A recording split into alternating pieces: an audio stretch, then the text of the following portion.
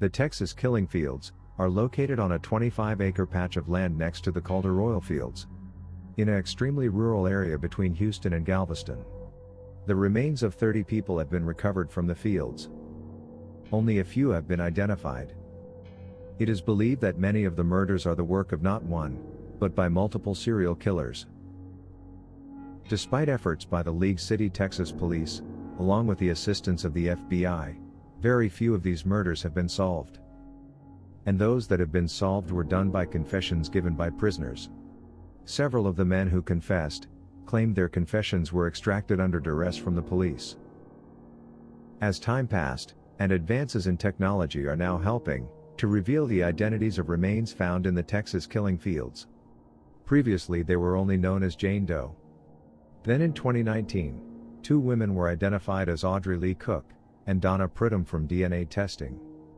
Hopefully more will be identified in the future. The site is the subject of numerous true crime documentaries, articles, and TV episodes, as well as the 2011 movie, Texas Killing Fields, starring Sam Worthington and Jeffrey Dean Morgan. Today it's surrounded by businesses and housing developments, and the busy Interstate 45 is only a mile east. According to paranormal investigators, the killing fields are not haunted by apparitions or ghosts, but rather by evil. In 1929, the Baker Hotel opened its doors in Mineral Wells, Texas. It was an elegant 14-floor hotel, with 450 rooms. The hotel used the mineral water to attract its many famous guests.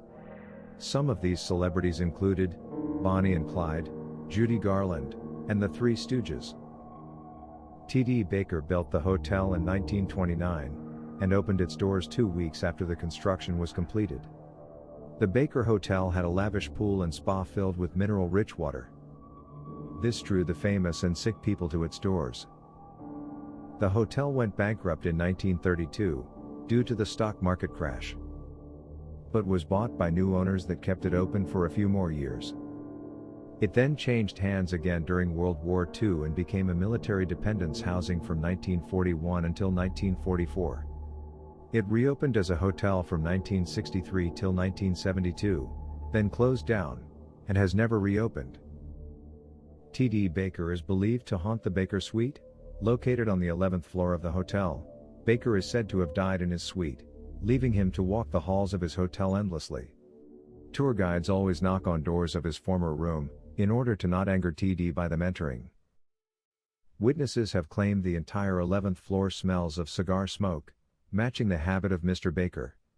Whenever a tour enters his suite, small items often disappear from the guests' handbags or pockets. The tour guides will find them laying on the floor of Baker's room, hours later when it is time to close up for the night. Baker was believed to have a mistress whom he kept on the 7th floor. It is said that she jumped from the window of that floor to her death. The reason for her suicide is unknown, but many believe that the affair became too much for her, so she decided to take her own life. She has been spotted by countless people and the aroma of her lavender perfume is often present. Many visitors have spotted the spirit of the mistress. Her red hair, piercing green eyes, and lavender perfume is very distinct. She was first seen in the 1950s by a hotel worker, and many others have seen her since then. The most disturbing spirit of the Baker is a bellhop.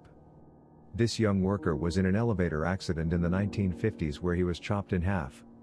His apparition is only the top half of his body. Historical records have confirmed the death of the young elevator boy, and it matches the description of the ghost seen haunting the hotel. There is another young boy who walks the halls. He passed in 1933 from leukemia, while seeking treatment from the mineral springs. He is often seen accompanied by a shaggy dog. Plans for restoration are already underway by the Baker Hotel development partners. They plan on restoring the Baker Hotel to its former glory. The Driskill is the oldest operating hotel in Austin, and one of the best-known hotels in the state of Texas. This Romanesque-style building was built by Colonel Jesse Driskill, and was completed in 1886. The dream of Driskill, a successful cattleman, was to build the finest hotel south of St. Louis. Located in the middle of downtown on 6th Street, The Driskill Hotel is one of the most historically iconic landmarks in all of Austin. Driskill spent his fortune on the building, but he was only able to keep it in business for less than a year, because this very upscale hotel was too expensive for the cattlemen and ranchers who comprised most of the population. It was still considered a Wild West town. A large portrait of Mr. Driskill can't be missed, as it's located at the center of the main lobby staircase. Making eye contact is not recommended. Driskill died a broken man. Colonel Jesse Driskill himself has been known to appear in his hotel from time to time. Reports of cigar smell and flickering lights continue to baffle the hotel guests and staff. Some believe these incidents point straight to Driskill, who died 4 years after the hotel opened. In addition, room 525 is known as the Room of the Suicide Brides. It is believed that 2 young women took their lives in the bathtub of this room during their honeymoons, 20 years apart. Also, another reported story is that of a young girl who died in 1887 after chasing her ball and accidentally falling down the grand staircase. Guests claim if you listen carefully in the halls, you can still hear the sound of giggling and a ball bouncing down the stairs.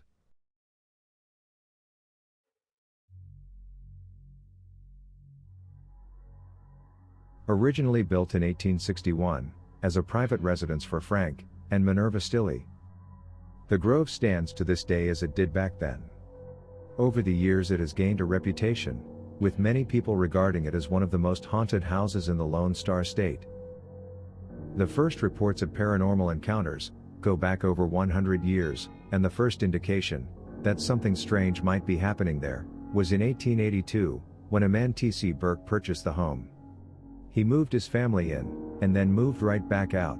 The only explanation he gave was, "We can't live there." It's reportedly haunted by many spirits, including a glowing white figure, believed to be the ghosts of the former owner Minerva Stilley.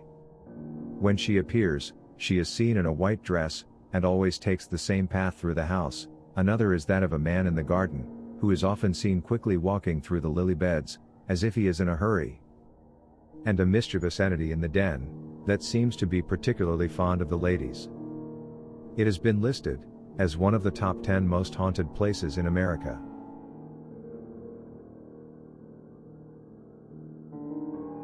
The White Sanitarium in Wichita Falls, Texas, is rumored to be one of the most haunted asylums in America.